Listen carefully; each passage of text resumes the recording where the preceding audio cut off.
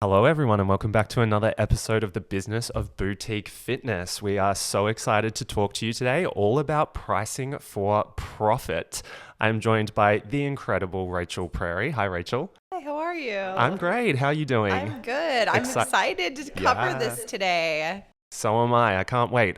Just in case anyone has not come across one of your episodes before, why don't you give us a quick little intro? Sure. I'm Rachel. I'm one of Studio Grow's coaches and consultants. I came from fitness franchising and I've also owned my own business for the last 20 years. And I can tell you now, Matt, that pricing was always a very emotionally driven topic for me. Mm-hmm. I let that go kind of post COVID, and I definitely have like really grounded in a new mindset since I've been at Studio Grow about value and pricing. And so I'm excited to talk about it today because it's such a hard, it's like it can be a sensitive topic. It really can. Yep. I'm excited for you to share with us how you got out of that mindset as well. We're going to dive into that, which will be fantastic. Okay, so let's start talking about this, Rachel. So where do you start, right? You've got this situation where you need to redo your pricing. You need to relook at it. You've got to be pricing to make sure that you're profitable and sustainably profitable, right?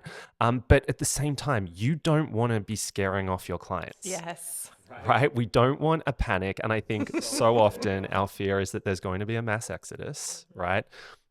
We've never seen that happen. Let's We just real never talk. have. That it's not a thing, but in our mind, it's very real that that's what we're going to face. Okay, so tell me about where you start.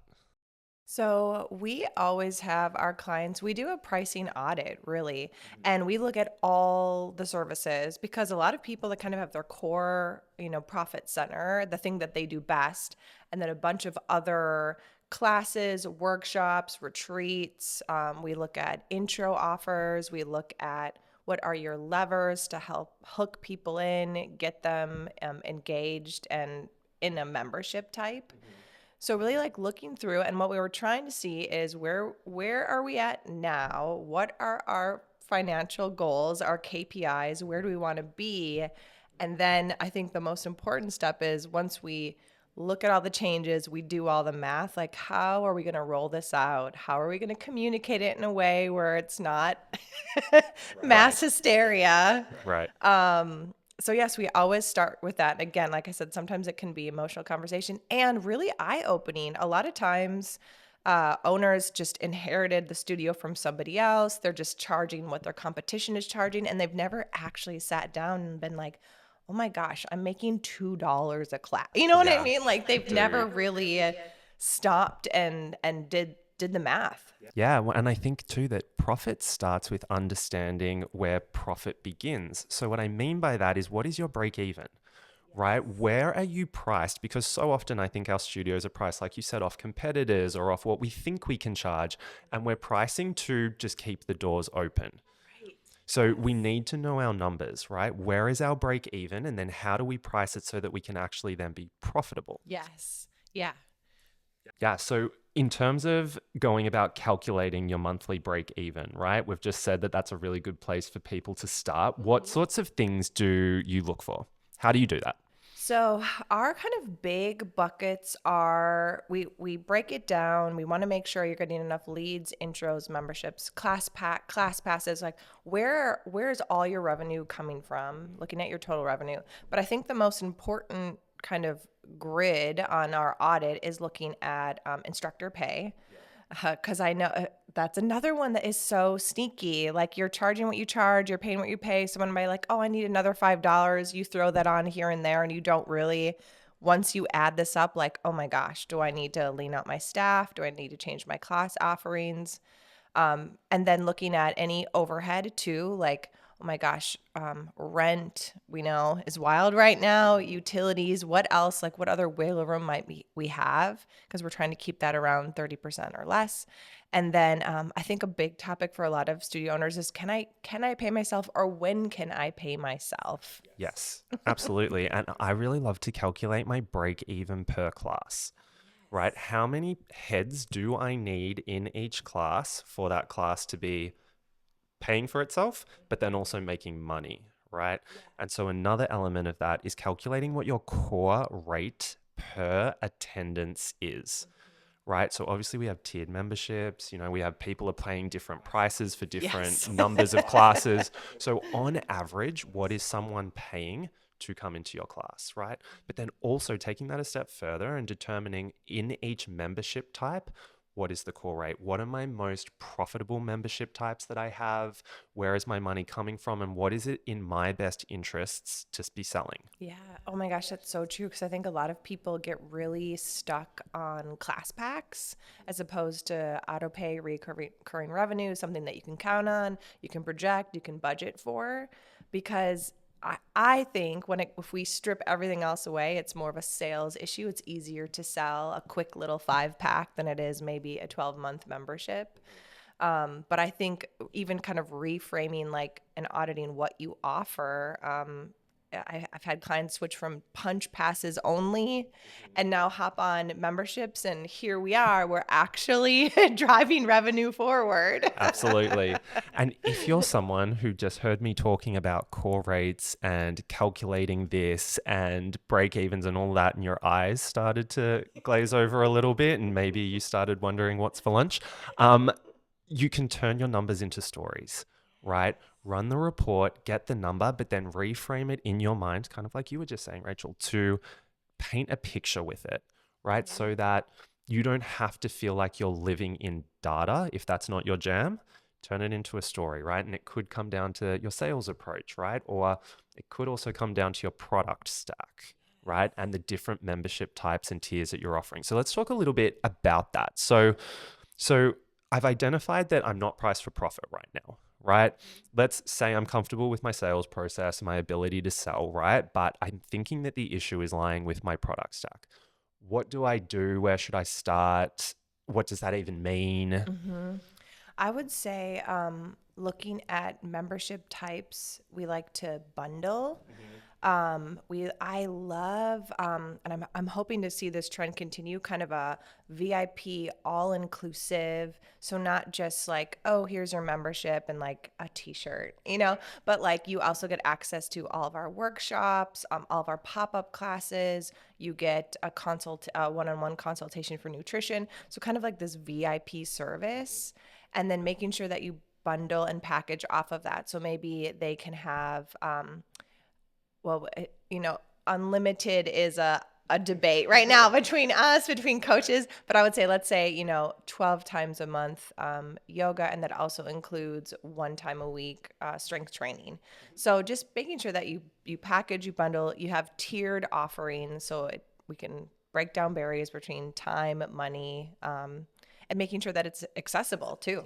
Yeah, absolutely. I really, really like that. Bundling the perceived value together so that if we're increasing prices, we can really clearly communicate to our clients what it is that they're getting for that. Being really transparent around the pricing. Yeah, we've got a number of episodes where we dive deeper into that. So Yes. if you want some more information, check them out. Um, I think too that what is really important with your product stack is that you're being strategic in how it's set up, right? So you don't want to price things that are not necessarily your highest priority options in a way where they're not then competing for other things, right? So we always look at our client base and we go, ideally, in an ideal world, we want at least 70% of our client base being on auto renewing, auto pay memberships, right? That is the sign of a healthily, sustainably profitable business, right? If we have 5 packs and 10 packs and 20 packs and 25 packs Right. and 50, like, I've seen 50, 100 yeah, packs. what that requires is that requires our clients to take a proactive action to then come back to us to give us money, right? We want to make things as easy for our clients as possible. So if it's on renew, then the proactive action that's required for them is to come to us to cancel. So that's how we want it to go, right? We also want to be pricing things so that if I'm looking at one option, say it's a 12 times a month, right? For example, say it's $200. And then I've got a 16 times a month option, and that one's only 230. It's going to be very appealing for me to go, well, I might as well just pay the extra $30, right? Pay the extra $30, get the extra classes up my sleeve. So ensuring that your stack is kind of leading your clients towards where they want to be. Yeah. And really too, the even thinking about looking at progress and people reaching goals and staying with you, like the more, the average person only comes to a studio two times a week. So if you can capture them more than that, that's the biggest win, right? Because it's going to benefit everybody, but especially the client and the member. Yep, 100%. So, okay, so I've run my numbers. I'm realized that right now I am not priced for profit, right? I've looked at my stack. I'm comfortable with my sales process, and I figured out, okay, I want to make these changes, right? I want to do this price increase. I want to change this offering, and I want to get the wheels in motion on this. How do I go about it? What do I do? My stomach is Okay. in my throat. I'm Nobody, nervous. What do I do? nobody panic. No, I Okay. don't. I would say like prepare, like take a deep breath. I always think first we need to kind of where is all of your current pricing listed because it's in a lot more places than you might think. So even before hitting publish a new pricing behind the scenes, you're updating your CRM, your website, any price presentations you have in the studio, a post somewhere. So just kind of like where is all of our current pricing listed? And then I always let people just now sometimes we have to be a little more urgent, but I always think, okay, an easy one would be this is the new pricing moving forward. Because anyone who hasn't been a member probably doesn't even know your old pricing. So it's a non issue. So prepare, figure out where's everything listed. I always think just like rip the band-aid for new people moving forward and then kind of starting to prepare of informing your staff, telling them why is a big one. I don't know about you, but we've price increased and then I've heard kind of chatter from instructors or trainers like, yeah, I know it's really expensive now. I'm sorry. And I'm like, no, we can't tell that story. So making sure everyone knows the why, and then kind of start moving on to some strategy. Absolutely. The communication is absolutely the key part here, right? And I think that we just approach this the same way we approach any sort of change management process, whether it's with regards to pricing or with regards to anything that we implement in our studios, right? And there's really 5 key stages for me in terms of how we do a change management process. The first is the preparation. Okay, so it's like you just said, we're running our numbers, we're really clear on the why, we understand the reasoning behind this change, right? We're then going into the strategy development. How are we actually going to do this? So to your point around, we need to update our collateral, we need to communicate, we need to make sure that X, Y, and Z are all ticked off, right? That's developing our roadmap for how we're going to be successful with this. The next is the scary stage. I read your mind. You're thinking this is the scary one. It's the implementation. Yes. Okay, this is where we pull the trigger. Yep. This is where we actually roll things out and we put the change into place, right? This could be the part where a little bit of that emotional intelligence comes in, right? And we have to be, supporting people through that a little bit more. But we've been communicating up to this point, so there's no surprises. I think that's the key with the implementation stage. No one should be surprised that this has just been implemented, right? Then we move into a really important phase, which I feel like we often kind of forget about, which is sustaining, right? And reinforcing. Okay, just we've put it in. We can't now let this new behavior or this new system fall apart because we're not continuing to reinforce it, right? So in that stage as well, I think it's important to adapt a little, right? If we're getting really significant feedback or we're seeing something that we thought was going to work that isn't, we're adapting and we're putting some tweaks in place to keep it effective so that it can sustain, right? And then lucky last, we want to review, right? Particularly when we talk about price increases, you guys, these should be an annual thing at the very least, right? At the very least, we might need to even do them a little bit more frequently if we're in a really tough spot with our pricing right now, but they should be annual. It conditions your client base to expect that they're going to happen. We just generally, as people, expect everything to get more expensive every year. Yes. Right? Like our utility bill, it's going to happen, right? So reviewing so that the next time we go into it, we can learn from what we did throughout this change management process and then get better the next time around. Yes. Let me ask, this is a challenge for some of my clients.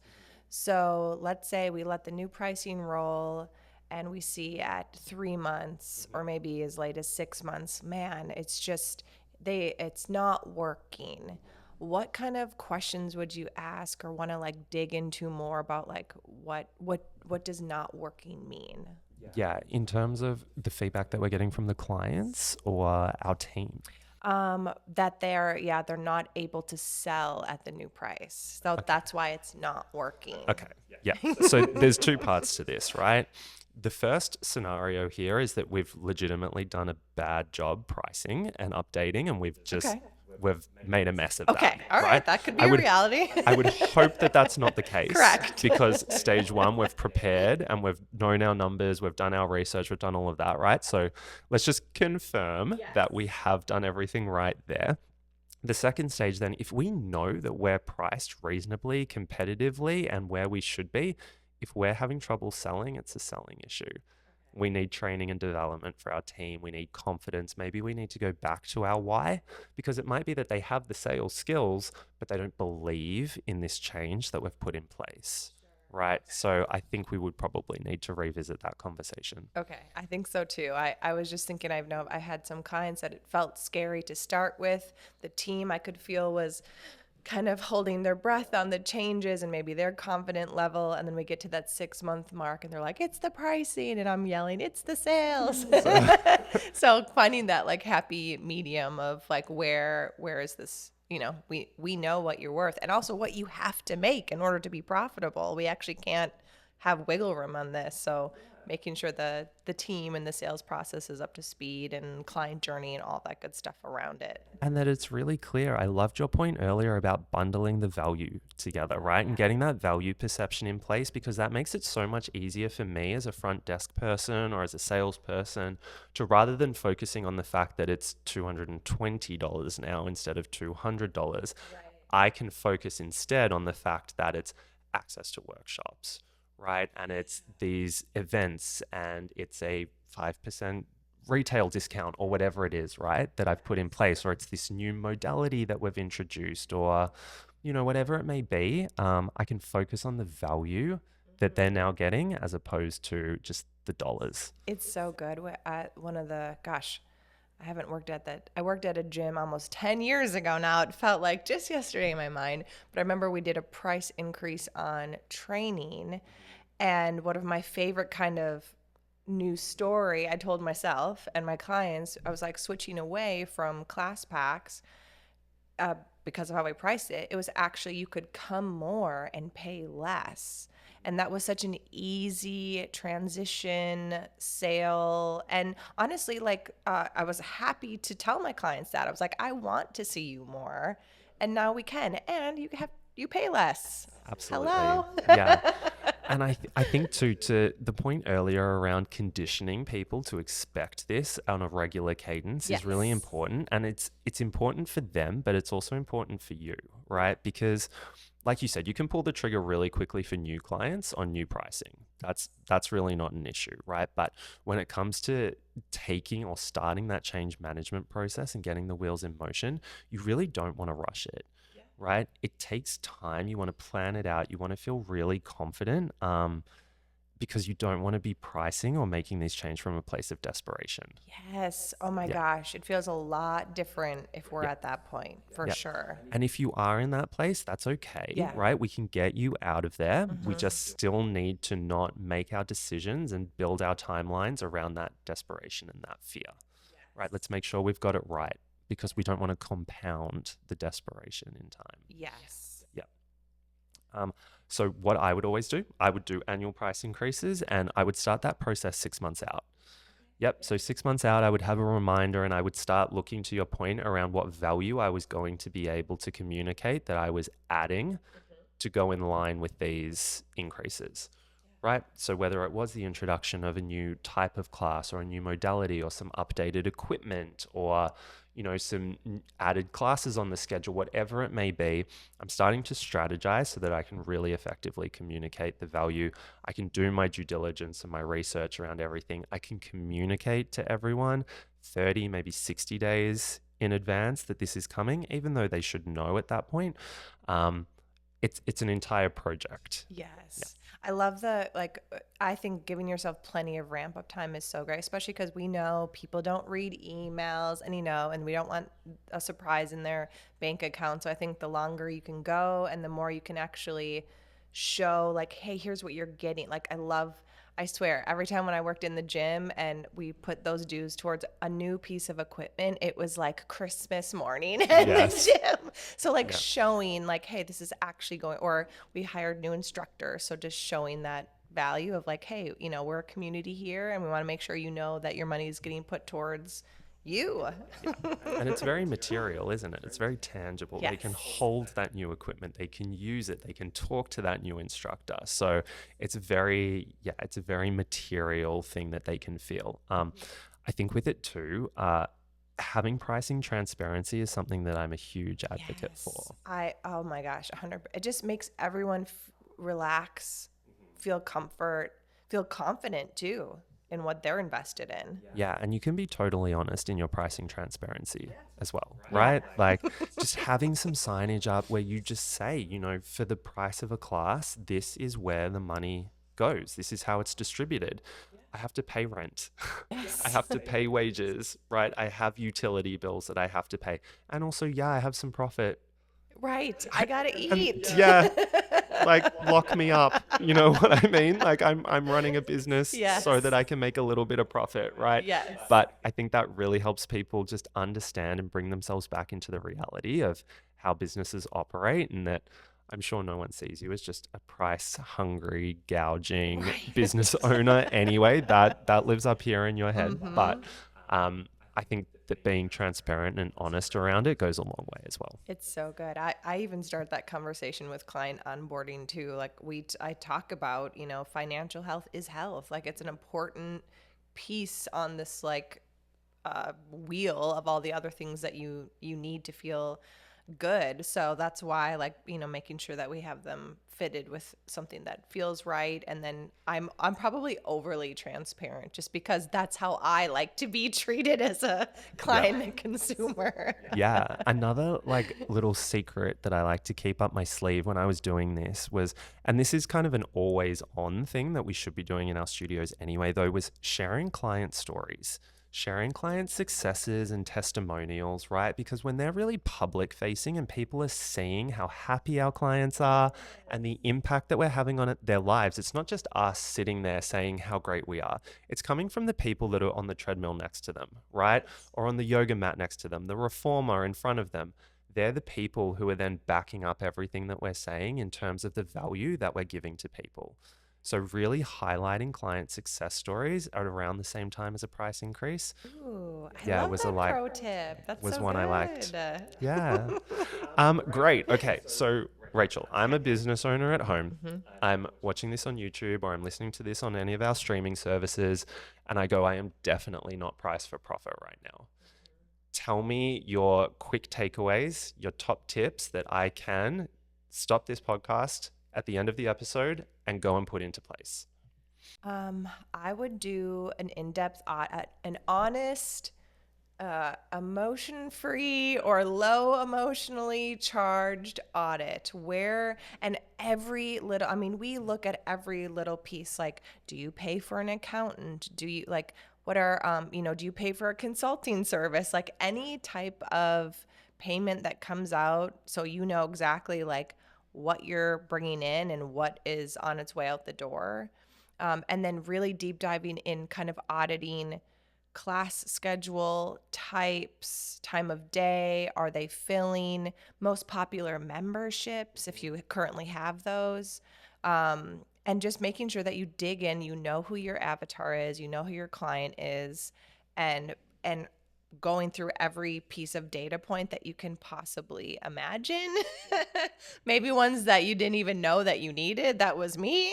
um, and start figuring out, like, okay, here's where I am now, here's where I want to be. We always try to, at the minimum, look at 5% growth every quarter. I was like, bump that up closer to 7 to 10 because I'm like, you know what, let's go for it and let's see what happens. I love that. So yeah, I was like, it's easier for me to kind of block in quarters than it is for the year. just because there's some things I'm like, oh, I urgently have to pay this, or I know summer's coming and I'm going to see a drop. So it's kind of always preparing for the next quarter as far in advance as I can. Yep. So starting just by knowing your numbers, right? Doing that audit, taking the emotion out of it for sure. If I know my numbers, I'm really confident with all of those data points and all of those stats, then am I looking at my product stack? Yes. Okay. So I'm going to do an adjustment in terms of potentially forecasting out if I increase by this much across the board, or if I change this one and I alter that, forecasting out to see the impact that that's going to have for me versus just meeting my break even. Because a lot of that, like bundling in packages, we have to reorganize too. Like, and is it 3 month agreement, 6 month, month to month, a year? There's so many layers within each bundle or package. There is, as a pricing expert with Studio Grow, who Yes. spends a lot of hours each week looking at product stacks and pricing them out. There are so many variables there, but I don't see that as an overwhelming thing. I see that as a huge opportunity for us, right? Because we have so many different levers that we can be pulling to get us to where we need to be. Yeah. Well, Rachel, thank you so much for Yes, joining us thank today. I think this was you. incredibly valuable. I really appreciate your time and expertise. I think that everyone should go away and do that audit. Save this episode, download this episode, bookmark it, do whatever you have to do so that once you've done your audit, you can come back and have us walk you through the steps from there. But Rachel, an absolute pleasure. Thank you so much for joining us today. Yes, thank you. And everyone listening at home, we want to thank you for joining us for another episode of the Business of Boutique Fitness. Wherever you are listening or watching us today, whether it's YouTube or Spotify or Apple, please like, share, subscribe, send this to a business owner or send this to someone who you think might find it helpful. And we can't wait to see you on the next episode.